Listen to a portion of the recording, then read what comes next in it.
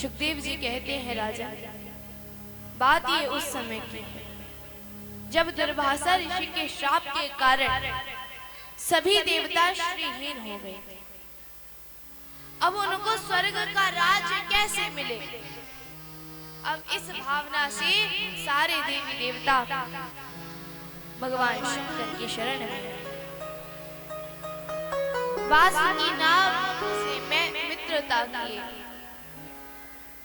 फिर उन्होंने एक मीटिंग बैठाई जिसमें हुआ कि सागर मंथन करेंगे। तो महाराज वासुकी नाग से मित्रता की और वासुकी नाग को रस्सी बना दिया गया और मंदराचल पर्वत को मथानी बनाया। अब महाराज अंतिम में इस बात पर झगड़ा हो गया कि अब हम पूछ नहीं पकड़े। देवताओं ने दैत्यों को पूछ पकड़ा था कि तुम इसको पकड़ो और हम वासुकी नाग के मुख को पकड़ेंगे। अब दैत्य बोले हम मुख को पकड़ेंगे। इसी बात में झगड़ा छिड़ गया। अब महाराज देवताओं ने तो कह दिया कि ले ले। अब महाराज वासुकी नाग को जब घसीटेंगे तो नाग में से जहर निकलता है। अब नाग में से जहर निकल रहा था, तभी 4-5 दैत्यों का वध हो गया। सागर मंथन से विष निकला। सभी लोग महादेव की शरण में आए, स्तुति किए। देव देव महादेव भूतात्मन भूत भावना त्रायणा शरणापन्ना त्रैलोक्य दहनात् विशाल। हे देवादिदेव भूत भावन भगवान भोलेनाथ, इस विष को पी करके हमारी रक्षा कीजिए। तो भोले बाबा ने माता पार्वती से पूछा कि पी ले देवी, हमारा कौन सी ऐसी पत्नी होगी जो अपने पति को आज्ञा दे दे कि जहर पी लो। अब माता पार्वती संकोच में पड़ गई।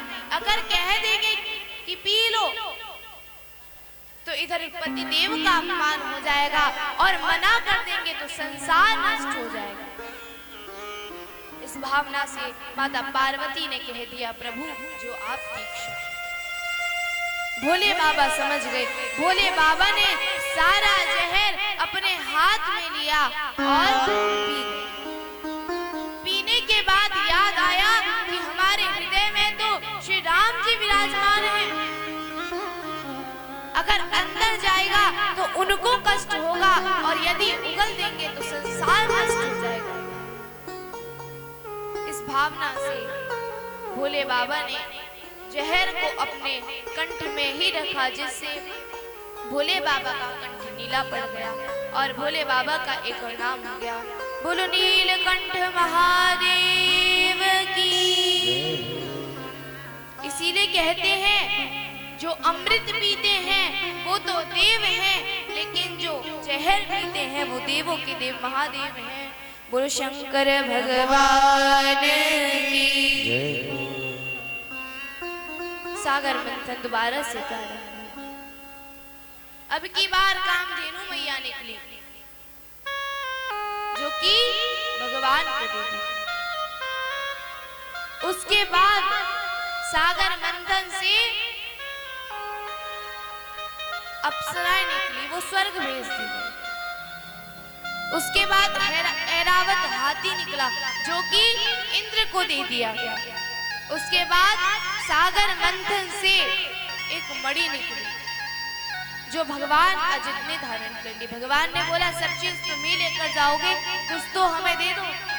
तो वो मणि भगवान अजित को दे दी गई।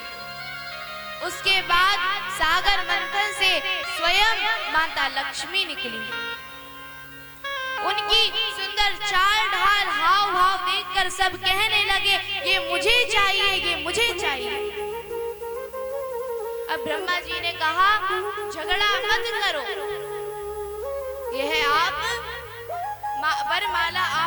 लक्ष्मी के हाथ में दे दो, जिससे कि माता पार्वती माता लक्ष्मी जिसको भी पसंद करेगी उनके गले में माला डाल दो।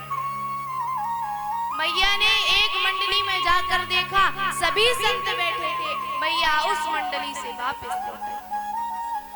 दूसरी मंडली में जाकर देखा, महादेव बैठे हैं, उनके आगे कार्तिकेय बैठे हैं, उनके आगे गणेश भगवान बैठे।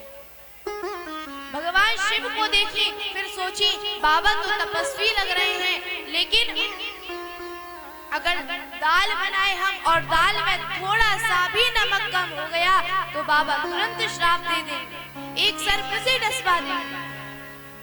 माता पार्वती माता लक्ष्मी किसी के ऊपर ध्यान ना दी, सीधे अंतिम में जाकर भगवान नारायण के गले में वरमाला डाल दी। बड़े ही प्रेम से माता पार्वती माता लक्ष्मी और नारायण का विवाह संपन्न हुआ। कहते हैं कि लक्ष्मी नारायण की ही थी, नारायण की ही है और नारायण की ही रहेंगी। बोलो लक्ष्मी नारायण भगवान की जय। इसीलिए कहते हैं माता पार्वती के सुंदर चाल डाल हाव भाव को देखकर सब क्या कह रहे हैं? तेरी मंद मंद मुस्कानिया में, तेरी मंद मंद मुस्कानिया में बलिहार